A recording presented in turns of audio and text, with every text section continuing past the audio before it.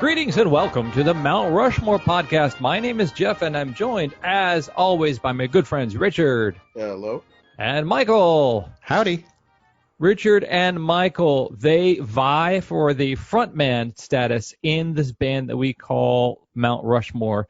They're both incredibly talented, incredibly enigmatic, and at some point we're going to have to decide who stays and who goes, or who's going to be the prominent voice and the leader in this act, and who's going to hit the dust or go on to a solo career. We are discussing this episode, the Mount Rushmore of replacement singers. Is this your category, Richard, and did I express it correctly, the title?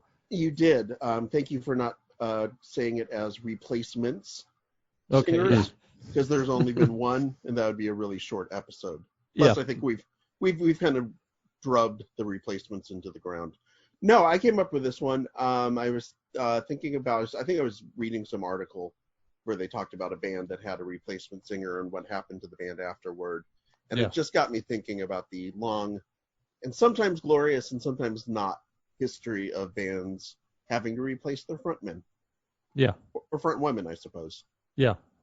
I was wondering, why isn't this topic the Mount Rushmore of replacement drummers or bassists or touring keyboard players? And is it because of the unique position that a lead singer has within the combo musical outfit? Yeah, I mean, they are the ones who are front and center. I mean, they literally are the voice of the band. So I think that, maybe a discerning ear can tell the difference between a certain guitar player's tone and a replacement guitar player. But look, everyone knows when you got a new singer. Yeah.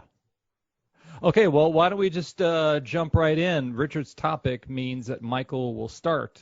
Mr. Winfield, go for it. Well, I'm going to start with a really obvious choice, and that was Van Halen, when David Lee Roth was replaced by Sammy Hagar, who was then replaced by David Lee Roth, who was replaced by Gary Sharon. Gary Sharon, to only have a reunion with Sammy Hagar. And then to have David Lee Roth come back, which apparently still continues to this day. Yeah. That I didn't even know that Van Halen was still a thing. Yeah, this is also on my list. And by the way, Michael, we were discussing before the episode. I had said there was one I thought about not including, and the reason was it was such the obvious choice. But here we are. But yeah, I think they are the quintessential. Who is the band? Who is the version of the band that you want to hear?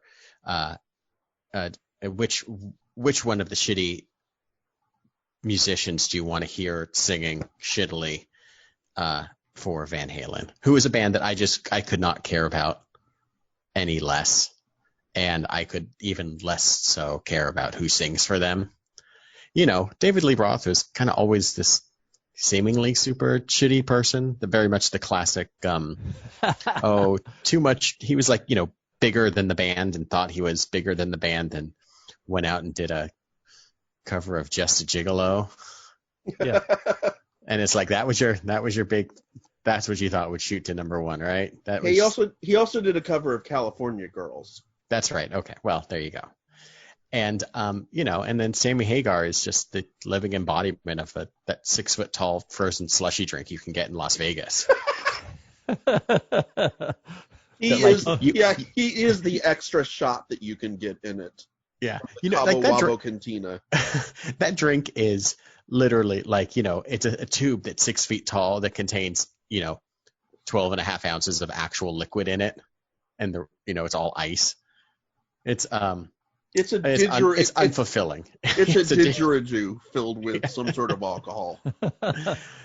But I don't know.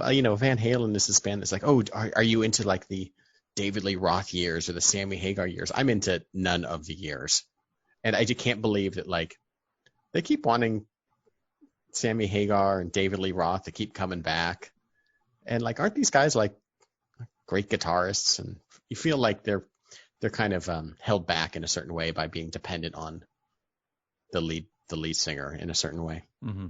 Well, I mean, I was going to say they tried to go let's bring in somebody from who's was success. Well, I guess they did it with Hagar too, but the Gary Sharon era kind of proved that you needed to have some sort of personality is the front person, whether that personality is a frozen margarita or, in David Lee Roth's case, some sort of like aging Lothario type thing, whatever his sub Steven Tyler act at this point.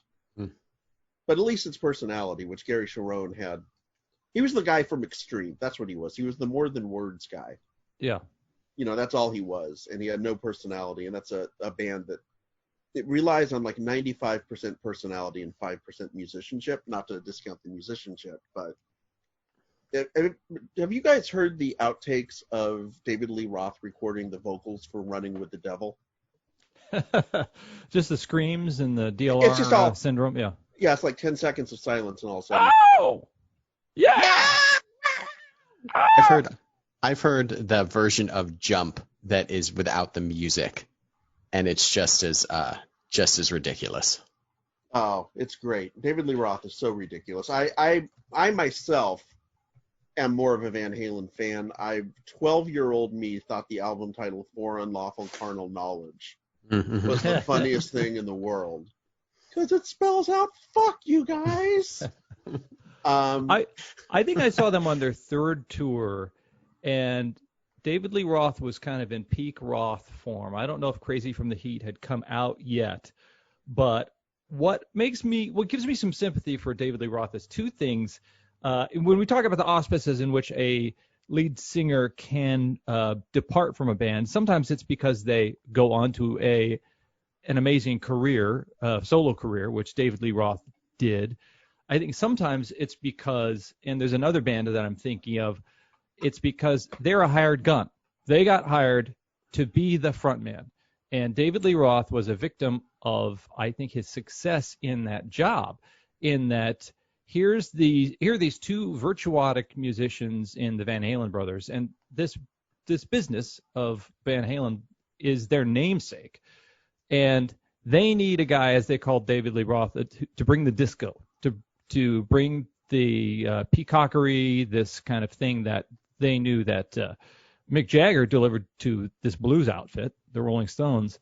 And so he did that, I think, to a T. But you got to think at the whole time, he knows it's not his band. It doesn't have his name on it, Not so Lee I've Roth. kind of, yeah, I've kind of feel for the dude. And there's this, have you seen, there's Ted Templeman put out this book about a platinum producer's life in music, where he talks about even seeing them in 77. He wanted Sammy Hagar. He was looking at this guy, David Lee Roth, on stage and saying his presence on stage was awkward. His singing wasn't that great. He thought he just seemed too nervous. He seemed like he was trying too hard on stage, and knew of this band called Montrose and this guy named Sammy Hagar. So this might be revisionist history because these big egos, these producers have big egos too, and they don't go back and tout their mistakes. They tout their genius in these books. But he said the band's biggest issue was David Lee Roth. His train whistle screams were ultimately identifiable in a good way, he said. And he was such a distinctive singer. Even though he would sometimes get pitchy or miss a note, he thought that this stuff the good outweighed the bad. But I do think of David Lee Roth as this guy whose ego knows no bounds. Like, just to hear this guy talk, he's just in the business of selling DLR. But who else? Sometimes I think about David Lee Roth as the William Shatner of cock rock hair metal, because Shatner had the audacity and swagger to sell sci-fi in prime time, only for a couple of years, but he could do it. He took this nerdy genre that had outlived its welcome and never really found a big place on television. And well, Jeff, I think Tech Wars was on for like 5 seasons, so please. Yeah, but as much as is funny, because David Lee Roth's also, his arrogance and his ego somehow was even too big for MTV at the time, which is so ridiculous. Like, can't even understand it.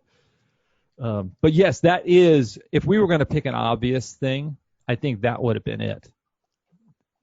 That tends to be one of the things that I think we've shied away from recently, especially, you know, having other guests on the podcast. So it's nice that we're, yes, you know, just eating the first cookie out of the bag, I guess. I don't know where that metaphor went. That was terrible. Yeah, that was bad. I ate all the cookies. Doesn't matter.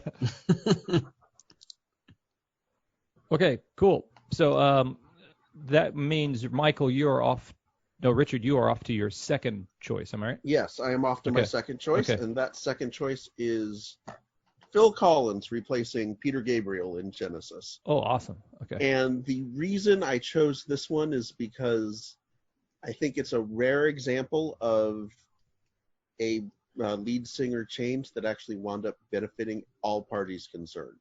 Yeah. You know, Peter Gabriel had kind of gotten tired of being the lead singer of a band and just wanted to do his own kind of weird art pop thing. And so he got a chance to do that, and he obviously went on to have this amazing diverse, incredible solo career. Meanwhile, they're looking for singers after he leaves, and eventually they go, well, the drummer can sing a little bit. Why don't we give him a shot? Yeah. And then wound up going from this somewhat successful kind of cult art rock band to, for a couple of years stretch there, arguably the biggest band in the world. Yeah. I read that Phil Collins specifically had the most number one U.S. singles in all of the 80s. Like if you count like just his if you count his Genesis stuff and you count his solo work, and I think it was counting something else, he's like the most popular, or had like the most, he was like one of the, not necessarily the best selling artists, but he had like the most number one singles in the 1980s. And that's wild to think that it's Phil Collins.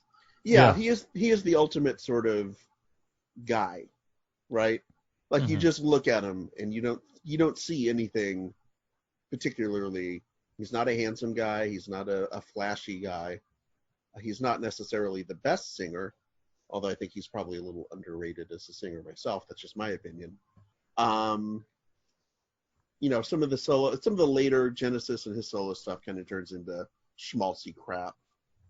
But the earlier stuff was fantastic. You know, the stuff that's on Duke or Face Value, some of that sort of stuff is really, really some of the, not just in the writing and the music, but the way it was produced as well, kind of introduced that kind of big drum sound that you wound up hearing throughout the 80s. The compressed drum sound that I think he invented accidentally, like playing through the talkback mic or something crazy like that. Yeah, it was a total fluke that it wound up happening, but Steve Lillywhite and Hugh Batcham, the producer and engineer, wound up making a career off of basically just reproducing that sound. Do you think his and Genesis's transformation was a matter of like going from prog rock, art rock? They needed to have their lead thespian in the band, Peter Gabriel, move on, and then they kind of evolved into a more pop sound. Was it kind of his success was almost their band's success at changing with the times, or even anticipating the times a little bit? Yeah, I definitely. I remember watching a documentary about Genesis 10 years ago, probably. And I do remember the other two guys in the band, Tony Banks and Mike Rutherford, basically saying the same thing, you know, that they could only go so far, kind of having the lead singer dress, I'm paraphrasing here, but having the lead singer dress up as a daisy on stage. Yeah. Yeah. At some point, they just wanted to be a rock band or a pop rock band, and kind of explore what they could do in that sort of idiom. Yeah. Yeah, that's fascinating to me. As an extra in A Hard Day's Night, as Phil Collins was, right, there were so many musicians whose careers were ripples of the Beatles' impact. The cannon blast that was heard around the world of Beatlemania created so many guys who just wanted to pick up a guitar and do pop songs, but because of the 60s, it all turned into this art rock, you know, psychedelia, all these other things that actually the Beatles kind of pushed happened. And it's so funny that they all just kind of eventually came back to pop. Yeah, no. Yeah. I totally agree. I just look at Phil Collins, and I'm trying to think what I remember him most by. I think it's the fact that they actually had an NBC special for his, I think it was No Jacket Required album, where they debuted like several of the music videos, and it was all kind of wrapped around this very flimsy storyline. And one of them involved him wrestling the Ultimate Warrior. And it's just like, you'll never have anything, and it's all as kitschy and campy as you would expect it to be. And you won't have that anymore. I mean, Beyonce is not going to, wrestling John Cena on her CBS special or anything like that. It was just a different time, man. I don't see a scenario where someone like Phil Collins could become, like Michael said, arguably the biggest musician of the 80s. Mm-hmm. That's just not going to happen today. And a sex symbol too. There's isn't there a high value placed on? There's a T-shirt of him. I don't forget from which album it was, where he's kind of shirtless and he's got his dad bod, but a improbable sex symbol. And this was, I think, also in a pre-integration MTV era where I don't know how much Phil Collins had as far as competition for swaggering, soulful, leading man on MTV back then. And I'll just close with the fact that Easy Lover, even though it's not a Genesis song, is an absolute and complete fucking banger. Yeah. Just leaving it with that. Yeah, that's a good capper. Okay, Winfield, what's your shoot? Where does it leave us? That's your second I'm number choice, 2. Winfield. Okay. Yeah. All right, I'm going to go out on a limb here, and I don't mind getting shot down. But it is Joy Division being replaced by New Order, with basically the entire band just kind of changing their name and having Bernard Sumner take over as lead vocals after the death of Ian Curtis. And I say this for 2 reasons. One,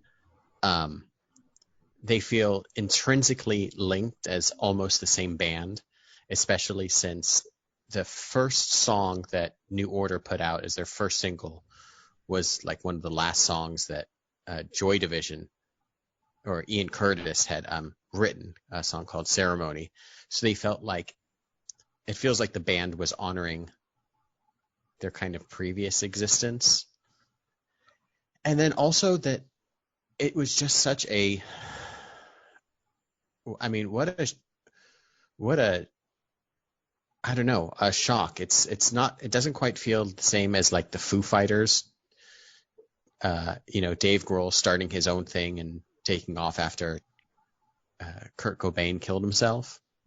But it had some of the same vibes, but Foo Fighters very much didn't feel like Nirvana Part 2. But New Order kind of feels like it had all of the same roots and all of the same emotions, but with like a synth and kind of a a robotic drive to it. Mm-hmm. And I just think there's such a very it's weird. This band, Joy Division, I like, but New Order, I really like. I think that they wrote just the longevity had such a more massive selection of songs. Although I don't think that there's ever still been a song written better than "Love Will Tear Us Apart" by Joy Division. Mm-hmm. I don't know. I was thinking about this one a lot, and I can't really divest the two, and it feels like they're all kind of 2 sides of the same coin. Does that make sense? Like New Order is built on the first floor built on the foundation of Joy Division. Is that what you mean? Yeah. I think so. I think it feels like they're so part of the same thing. It would be like if the band was called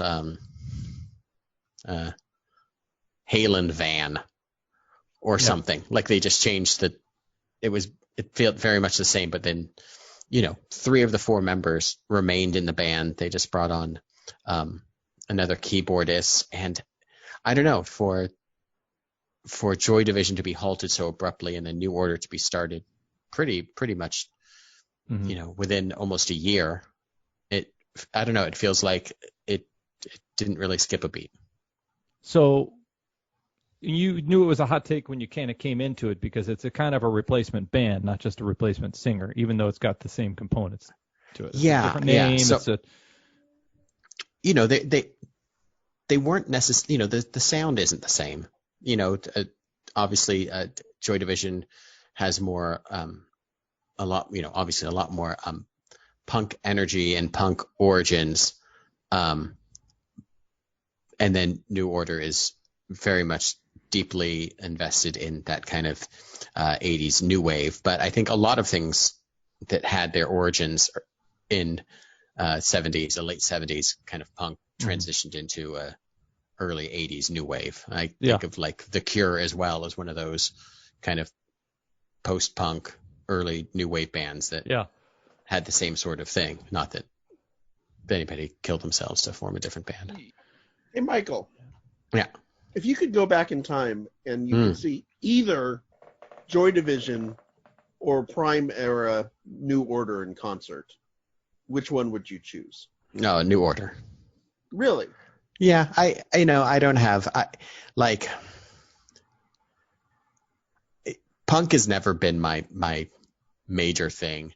It's never I don't know, an in-person, a live concert, Joy Division concert doesn't sound that great to me. But like the idea of seeing New Order in like 1982 sounds pretty fucking boss.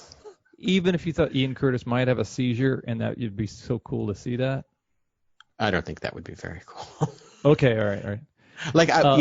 I would like seeing Depeche Mode in like 1986 would be like fucking awesome. Like right when like that band, like right when they were like at the top of the world doing their like 101 tour, that seems like that would have been the coolest thing.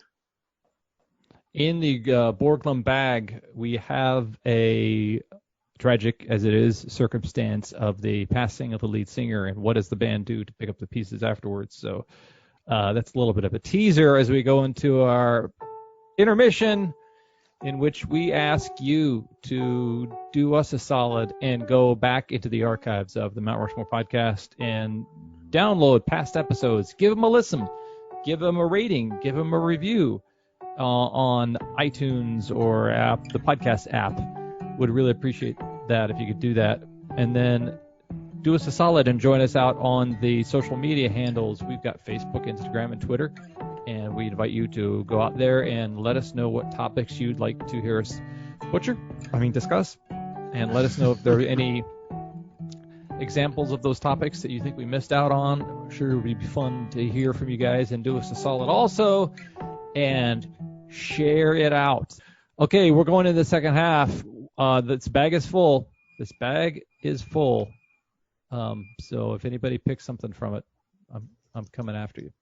And I think it's Richard's third. Yeah, and I think I don't know that this is exactly who you're thinking of, but this was my third choice. Okay. As Brian Johnson. Yay! Ding, ding, ding, ding, ding! All right. Replacing the late Bon Scott as the singer of AC/DC. Yes. What are the odds that they could find a singer with that voice after having a band fronted by somebody who had almost exactly the same voice? Yeah. Yeah. And such a unique voice at that. Mm-hmm. Look. How would you describe that voice? Whiskey and gravel. Whiskey and gravel. And Satan. And all kind of rolled into one fun ball. And herpes. Yeah, all that stuff. Yeah. AC/DC were this fun band that had some pretty moderate-sized hits in the U.S. Were very big in the UK and elsewhere. Bon Scott dies of was alcohol poisoning, I believe. Yeah, death by misadventure. Yes, thank you. And they go to find a replacement, and they find it in this lead singer of this band that Bon Scott had seen on stage several years ago, who had been, he said, sounded like Little Richard. Yeah. Which I don't know, or sings in the style of Little Richard, I think was the Bon Scott's phrase. So they said, well, if it's good enough for Bon Scott to like him, maybe he'll be a good replacement. And he only comes in and helps to write and record the second biggest album of all time. Yeah. I mean, that's when you're talking about hitting above your expectations, that's about as good as you can get. Mm-hmm. And just, how many, I mean, they wound up touring for probably 30 some odd years with Brian Johnson as their lead singer. Yeah. And to the point where there are probably a whole generation of fans who just don't know that there was an original lead singer, who just associate AC/DC with Brian Johnson. Yeah.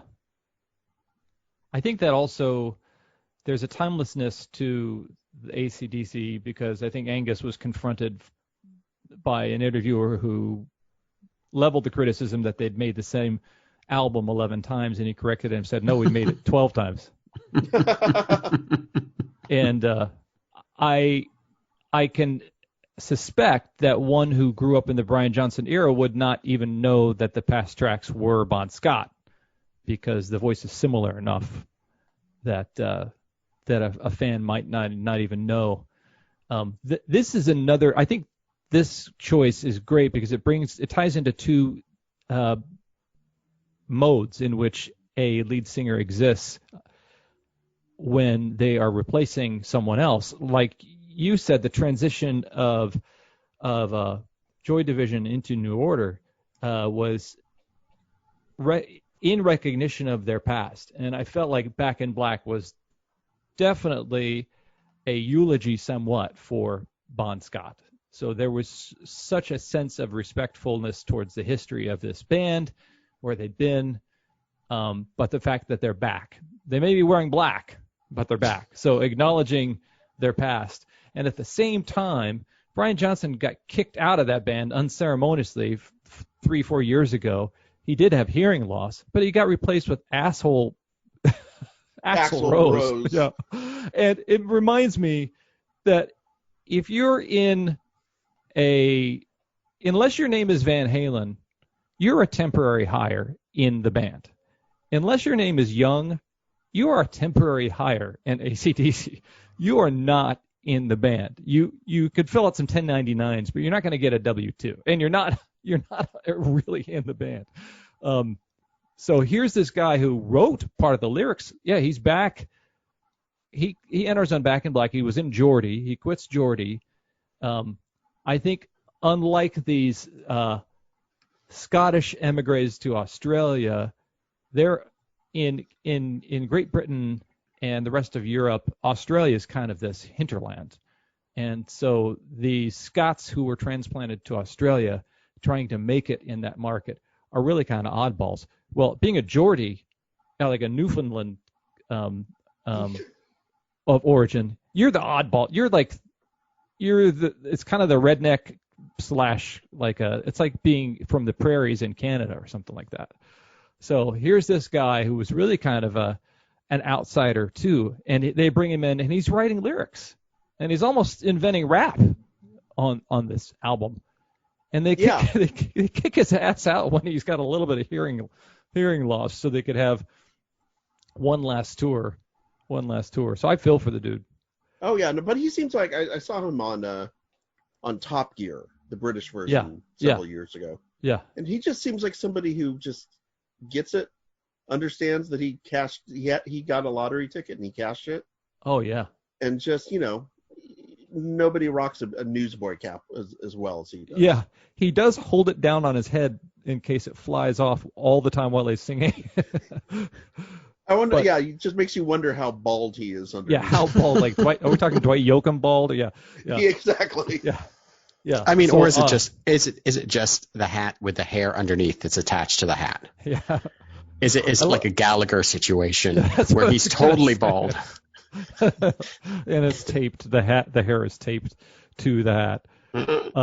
I love that choice too, and it also reveals the fact that, as you said, they hired this guy who sounds like Little Richard. I think in his audition while auditioning new singers for AC/DC, they had all these people come in and want to sing what was then being labeled as heavy metal, this heavy rock, and Brian Johnson came in and wanted to sing Nutbush Avenue by the Ike and Tina Turner Revue. Nutbush City Limits, yeah. Nutbush City Limits. So here's this guy who knew that this outfit, that these 4-foot-tall Aussies were running, was an R&B outfit that happened to have some kind of pretty heavy guitar licks to it. But I think in Brian they knew, this is the guy. This is the guy for the job, for sure. Michael Winfield, let us know your third replacement singer. Now, my third replacement singer isn't like the best known, but when Jean Terrell took over in 1970 for Diana Ross as one of the singers in the Supremes, well, they all can't be winners. They all can't be winners. You can't be the Supremes. You can't come into Supremes and think they're going to beat the Supremes, especially the other two members of the Supremes, when a few years before Diana Ross became Diana Ross in the Supremes. And you're just all second fiddle, hangers on. You know who the important person in the band is. Yeah. And Jean Terrell stayed with the Supremes for another 3 years, and then they kind of moved on again. Mary Wilson has stayed with the band and Cindy Birdsong for a couple of years, and then Cindy Birdsong left, and then she came back with Sherry Payne, and then once you start doing that rotating door of who are the important singers in the band, the Supremes, when number one has left, it kind of just goes to show that even some great groups are kind of one-man bands, so to speak, in spite of their, kind of era-defining sound. I was reading a little bit about how in the 60s, in the mid-60s, that happened a lot when, the Miracles became Smokey Robinson and the Miracles, or the Vandellas became Martha Reeves and the Vandellas, or like different things like that. The Temptations tried to become David Ruffin and the Temptations, but it didn't quite stand. But Diana Ross and Supreme stood at least for 5 years, and then before it was time for her to just become Diana Ross on her own. And I think that's kind of interesting for a band to still carry on for as long as they could, and then eventually they had to kind of give up the ghost. That's a fascinating pick. I never thought of Motown, of kind of vocal groups, especially when like there are many vocalists, but because of the topic, I think of the ways it was phrased, she was a replacement. There was a replacement singer, but there were many singers in this vocal group, but she was definitely the lead. She was replacing the lead.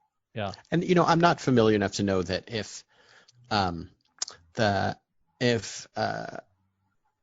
Jean Terrell took over like lead sing duties, or if it all just kind of got split up between the three of them, if one would take lead on one song and kind of it would shift around. Richard, you kind of brought it up earlier, or maybe it was Jeff. When Beyonce left Destiny's Child, there was no more Destiny's Child in the same way that they thought it would be. I don't know. Did they put out any more albums? I don't think so. No, Rick? I don't believe they did. It's like when you know who the lead singer is, you know. Yeah. I think also when they would appear on television, Diana Ross was always in the middle, and that gave her so much focus and power. Or she would be in front if they had a spotlight. Somebody's obviously singing lead. But even if they were called the Supremes, you knew who the star was. And I imagine if you're a marketing person, like a savvy marketing person like Berry Gordy, you're looking for that breakout. Anything that they can latch onto, you're looking for that personality. And I imagine there were so many Chiffons, Shirelles, all these, the Crystals, all these different girl groups who had these names that were really kind of not interchangeable, but they were superlatives that didn't mean that much. So when you found one individual who could break out or maybe even cross over, that was probably, from a marketing standpoint, the most important thing to Berry Gordy, was that here we have this person who we can sell to a broader demographic, meaning non-POC. White people will buy these records. So whatever that guy's got to do to sell. That's funny because it does kind of presage the touring acts that aren't around that much anymore. But if you go to any casino in the United States, you're going to see Phil Johnson's Drifters or Larry Edwards Coasters. Yeah, you'll see Platters. You'll see the Platters, and it's like they were a 50s band. They've all been dead for 20 years. Yeah. How is this possible? Yeah. I remember in like sometime in the early 90s, I went to go see like K-Earth 101's, greatest sounds of the 50s and 60s. It was like my first concert that I ever went to over at like the old amphitheater, the old Universal Amphitheater before they tore that down.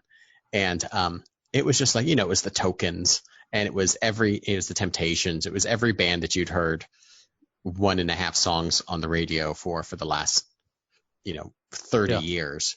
And I remember being like, are these the same people? I don't know. I was also like 12 and seeing it, so I also couldn't tell you anything anyway. Yeah. I remember thinking David Lee Roth when I saw him at Kemper Arena in Kansas City. He could have been anybody, because all I just saw was hair and kicking and like scarves and things like that. You could have been anybody. The July 4th entertainment last night, I forget what channel it was. There was something live from 42nd Street in New York, and they had a performance by Black Eyed Peas. And will.i.am is there, Apple D App is there, and then Schmergy? I don't know who this woman was, but she wasn't Fergalicious. She was like Barbaralicious or something like that. She was not, but it was funny. She had her kind of hair combed down and big sunglasses on. It was almost like she was embarrassed to be there too. Like it was kind of funny because we were going, is that Fergie? I don't think so. I don't know. All right, so it's Richard's last chance, the last dance. Last chance to learn. Yeah. So as we've alluded to, they all can't be winners. Sometimes you try to replace somebody and it just doesn't work out. And sometimes it looks like on paper it really should work out, and it doesn't work out. And I'm intrigued. This one is the new Luciana Cars. Pavarotti in Yes. for Perry Farrell. Yes. No, this one is the new Cars, fronted by Todd Rundgren. Yeah. So in 2005, a couple of the members of the Cars, Elliot Easton and Greg Hawkes, decided they wanted to get the Cars back together. Their drummer had retired and decided not to come back, and Rick Ocasek declined the opportunity, but they didn't let that dissuade them from their plans. No. They went ahead and got Todd Rundgren, everyone's favorite musical imp. And on paper, it should have worked. I mean, I guess. I mean, they're both kind of weird looking, and they both skinny, weird looking, kind of look like they just crawled out. They haven't seen the sun in about 20 years. Yeah. And musically, Todd Rundgren did everything he could to sound exactly like Rick Ocasek. Oh yeah. If you ever got the chance to hear them perform, he is doing a spot-on Rick Ocasek impression, which he had done. His album "Deface the Music" back, I guess, in the early '80s, where he had faithfully could do. Yeah, he can sound like anybody wants to. Yeah. So on paper, it should work, but the problem is, nobody wants to see the Cars if Rick Ocasek isn't involved. Yeah. It's just as simple as that. And you're in trouble whenever you have to refer to yourself as the new something. Yeah. All I could think of was the Spinal Tap being the originals. Then they were the new originals. Yeah. Then they've changed their name. I don't think the new whatever, maybe the new Christy Minstrel Yeah. Then maybe that's the only one that's ever actually worked out. But beyond that, if you're naming yourself the new something something, well, when they were just Order, when they were just Order, and then they changed the name to New Order, that's when you knew. That's when they took off. Rundgren was, I think, on some songwriting podcast, and he said that Ocasek was signed on to that tour and then backed out last minute due to health reasons or something. So he just, in his mind, he was stepping in to save the day. Oh, well, unfortunately, Rick can't do it due to health reasons, but the show must go on, right? We've already pre-sold every state fair in the United States. We got to go. So then when Rick Ocasek says, Todd Rundgren, you just made my shit list. They said that publicly, or like on you're on watch. I forget. He was on the Colbert Report. Was he? Okay, yeah. Yeah, and Colbert asked him if there's anyone he wanted to put on notice. And that's who he said was Todd Rundgren. I love that Biggie and Tupac are being eclipsed by these skinny white producer musicians. God, who wins in that fight, by the way? Yeah. Although I'd like to see it. I'm guessing Todd Rundgren probably wins. Don't you? Oh, the talent? You mean like the kind of... No, an actual fist fight. My money's on Rundgren. Yeah. He looks wiry at least. Wiry. Like he's tall reach. And lanky. Yeah. Yeah. You can just snap a jab out there. Yeah. Between Phil Collins and Todd Rundgren, I don't know who's got the most rock and roll mythology around them. Because didn't Phil Collins have something about witnessing a drowning?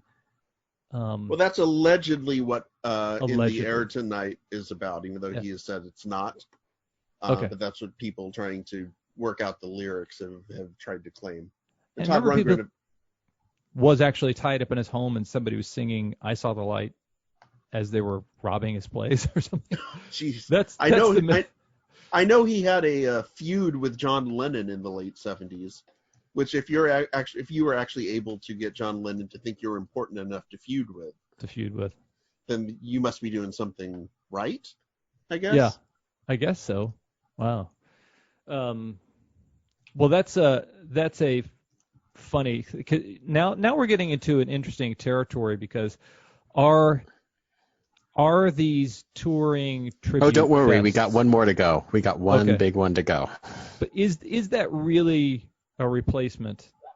So, or is it just we're just doing this thing. We all know this isn't the real band. We're not going to record together. They weren't going to record with Todd Rundgren. They made a live album. They did? Oh, okay. Yeah, they made a live album that had an original single that went absolutely nowhere. Wow. Now, Rundgren has probably invoked the ire of any Beatle who is living because he's done a lot of Sgt. Pepper shows with like Cheap Trick or something like that, or maybe Cheap Trick did it by himself. But he's done a lot of live Beatles things too. So, okay, Winfield, what's your final assault? Okay, listen, and I just got to preface this by saying this is going to be old hat for both of you. So, like, if it sounds like I'm just repeating myself, please, I'm sorry. Maybe the listeners don't know, but if you're going to list 73 Spanish names and say Menudo. No, listen. Okay, in 2014, when Oderus Urungus departed this mortal coil, only to be replaced by Volvatron, who is only replaced by Blothar the Berserker. Is this a Gwar? You know that this is a Gwar. It's really almost exactly like Van Halen. Yeah, really circumstances. I mean, listen, we all know the story of Oderus Urungus. He's 50 billion years old, barbarian creature from the planet Scumdogia, and his dad was a supercomputer, his mom was a petri dish, and when every teenage girl has these posters on her wall. When Oderus Urungus died, they brought in Volvatron, who she lactated blood, but it didn't work out with the band, and so they brought in Blothar the Berserker, who was known, before as Beefcake the Mighty in a previous installment of Gwar. This band is everything that I can't believe that at some point in my life I had looked down upon this band as nothing more than like the guys that you sit next to at like a Raiders game, a home Raiders game. But the idea that they have this such a convoluted history and mythology, and that like the lead singer was there for like almost 20 years, and that they brought in someone that didn't quite work, and then they brought in somebody who was a different person in the band to take on a different personality, and all of these moving multiple personalities made me realize, oh my God, this is just this incredible kind of carnival stage show with people in masks, and anyone could be anyone at any given point. And the fact that someone actually did have to really in real life physically die, rather than being, Blothar, who fashioned his headdress from the spirit of a spectral moon moose, and like all of the stuff, that when I was weird doing when it, you say it. Yeah, I know. It's this stuff is, it's like the stuff we learn in history class, like, George Washington chopped down the cherry tree, and Beefcake the Mighty was from, the planet Cholesterol, where he met, Oswald worked alone. Yeah.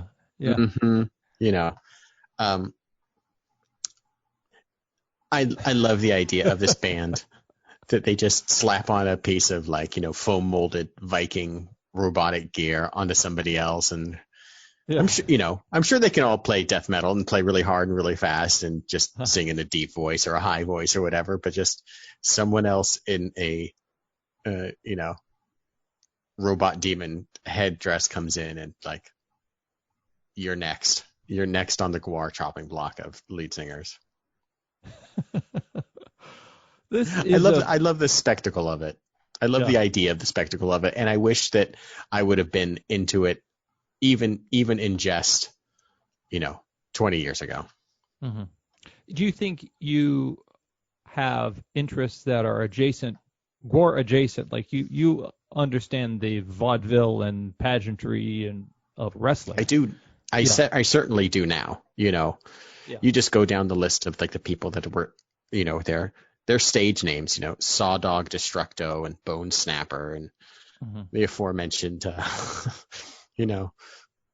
Sleazy P. Martini and Joey Slutman. And it's just like, God, these people know what they're doing. All the different people that have played Flatuous Maximus. I don't even understand how they can play instruments with all the stuff on them. Can you imagine all the bands that aren't in the Rock and Roll Hall of Fame, or that have made it to the Rock and Roll Hall of Fame, but Gwar hasn't? So that's a good place to end. Good. Thank you. This podcast. Thank you for ending this. Yeah. This is pretty rad. So what I love about this conversation is it did kind of get into the different auspices in which a lead vocalist for a band is replaced by someone else. They move up, they move out, they move over, the band changes around them. It's just maybe music isn't as primary of the band's interest as it is theater. And that was an interesting aspect, I think, about some of the ones that were chosen. Winfield, a lot of, it seems like 3 or 4 of your choices were bands that were kind of known for their stage presence and their enigmatic personas on stage and the quality therein and the show that they put on. And I think the musical transformations were kind of key in some of your choices, Richard. I think more specifically with Phil Collins and Brian Johnson kind of escorting the band into a new era of their musical journey. But so cool. So I will say that in the Borglum bag, there was some things that we didn't mention that I think were kind of interesting is Mike Patton in Faith No More. I mean, in some cases of a singer with an immense amount of talent, like Mike Patton is somebody that any lead singer would say, yeah, put him instead of me. We'll sell a million albums because he's such an amazingly flexible and gifted vocalist. But like Ronnie James Dio coming in after Ozzy and Black Sabbath. And then I was kind of I think we've discussed this guy before on a different podcast, but Squeeze needed a new keyboard player after Jules Holland leaves, and they bring in Paul Carrick to play keyboards because Squeeze already has 2 great lead singers. And then they're recording East Side Story, and they've got this leftover song, Tempted. And Elvis Costello says, Paul, you got a good voice. Why don't you sing this? So it becomes this huge hit. It kind of eclipses a lot of the rest of the album. So even though he got hired as the keyboard player, like Chevy Chase was kind of hired as a writer, he becomes a breakout star and front person, at least on MTV, but isn't with the band that much afterwards. So, so it's a fascinating subject because I also am interested in why we even care about this idiot out front singing when there's so many other great musicians in the band who are doing hard work too. So, okay, so I shall choose, because we all thought of it, Sammy Hagar, Van Hagar, and that was a super cool pull. Never thought about Gene Terrell of The Simpsons, and I really... The Simpsons? Sorry, The Supremes. No! Who was the other... Oh, there was a Gene on The Simpsons. It wasn't Gene Terrell, though. Nuts. I'm forgetting it now. Okay. And then I was fascinated with this because of all the aspects of replacing your lead singer, I never thought of the emotional evolution and how this band built its new sound on the foundation of the previous one. So I want to go with the Joy Division New Order, the replacement of Ian Curtis in that, and because it's Brian Johnson, let's go with Brian Johnson with AC/DC. Did I pick 5? No, you got 4. Okay. Well, this has been Jeff Hopkins, the current... Al Jean is the one you're Al thinking Jean, of. that's right. This has been Jeff Hopkins, the current co-host of the Mount Rushmore podcast. I, as always, am Jeff. I think I'm Richard. I hope I'm still Michael by the end of all this.